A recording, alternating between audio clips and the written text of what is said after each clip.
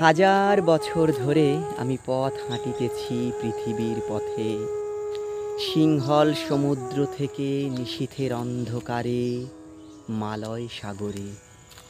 অনেক ঘুরেছি আমি বিম্বিসার অশোকের ধূসর জগতে।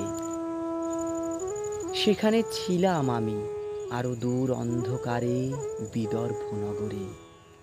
আমি ক্লান্ত প্রাণ এক, চারিদিকে জীবনের সমুদ্র সফেন। আমারে দুদণ্ড শান্তি দিয়েছিল নাটোরের বনলতা সেন। চুল তার কবেকার অন্ধকার বিদিশার নিশা, মুখ তার শ্রাবস্তির কারুকার্য। অতি দূর সমুদ্রের পর হাল ভেঙে যে নাবিক হারায়েছে দিশা, সবুজ ঘাসের দেশ যখন সে চোখে দেখে দারুচিনি দ্বীপের ভিতর, তেমনি দেখেছি তারে অন্ধকারে।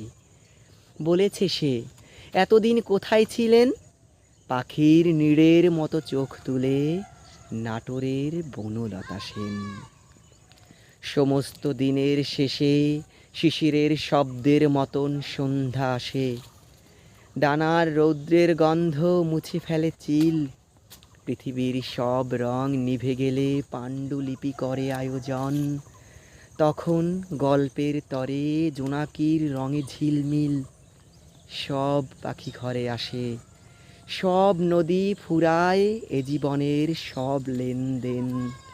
থাকে শুধু অন্ধকার, মুখোমুখি বসিবার বনলতা সেন।